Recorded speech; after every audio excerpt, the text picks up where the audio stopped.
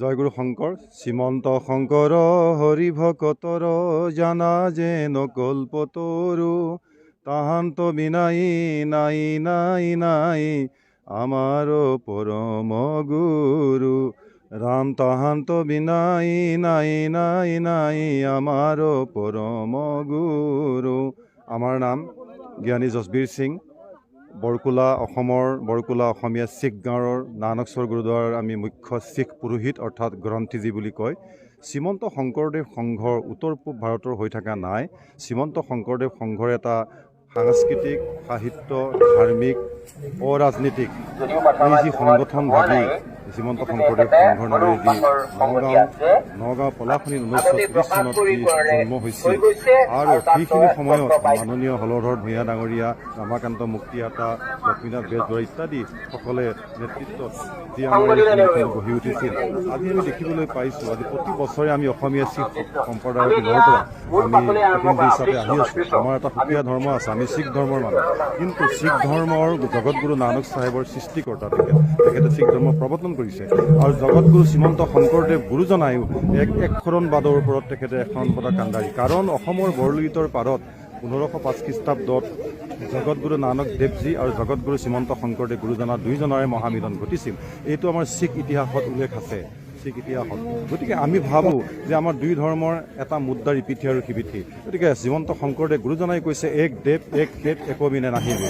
আমাৰ গুৰু নানক চাহেবে কৈছে এক ওংকাৰ সতনাম দৰবাপুৰুষ নিৰ্ভৌ নিৰ্বেৰাকাল মৃত আজনী সেই পাংগুৰ সৎ জপ আদিছে যোগা দিছে দেৱী স্নানে কৈছে ঘৰতে কৈছোঁ এক দেৱ এক দেৱ এক একবিনে নাহিবে। কীৰ্তনৰ যি গুৰুজনাৰ বাণী, এই বাণীৰ লগত এই শিখ ধৰ্ম এই বাণী সম্পূৰ্ণ মিল আছে।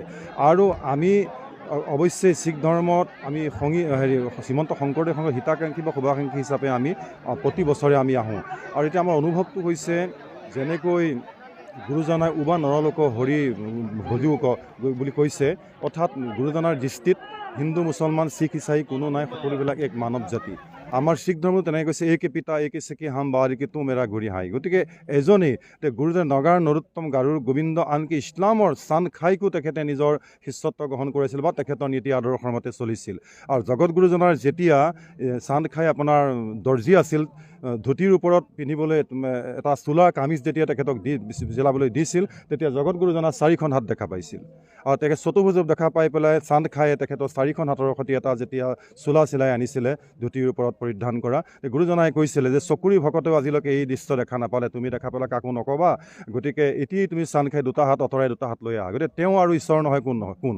গতিকে সেইকাৰণে গুৰুজনাই গুৰু দেও নাম ভকত শৰণৰ 4 বস্তুত আমি ক'ব পাৰোঁ এইটো মুক্ত কণ্ঠে, আৰু সেইটোৱে চিৰন্তৰ সত্য গুৰু। আৰু আমি যে আহিছোঁ, বহুতে আমাক ইয়াত প্ৰশ্ন কৰিছে, সেইটো আপোনালোকৰ মাধ্যমেৰে আমি ভাঙি দিছোঁ যে মূৰত পাগুৰি আছে, মুখত দাঢ়ি আছে আৰু দেখাত পঞ্জাবী যেন লাগিলে। এই কথাটো সদায় চিৰন্তৰ সত্য। পঞ্জাৱত বসবাস কৰা সকলোহে একচুৱেলি পঞ্জাবী, যি জাতিয়ে নহওক যি ধৰ্মই নহওক। আৰু অসমত থকা আমি প্ৰথম এজন হাড়ে হিমজয় অসমীয়া, তাৰ পৰাই আমাৰ ধৰ্ম শিখ। আৰু গুৰু নানকৰ যি দৰ্শন আৰু গুৰু শংকৰদেৱৰ দুয়োজনেই জগতগুৰু আখ্যা যি দৰ্শন বিশ্বৰ ইতিহাসত যি মিল দেখা যায়, কোনো মহাপুৰুষৰ এনেকুৱা মিল নাই।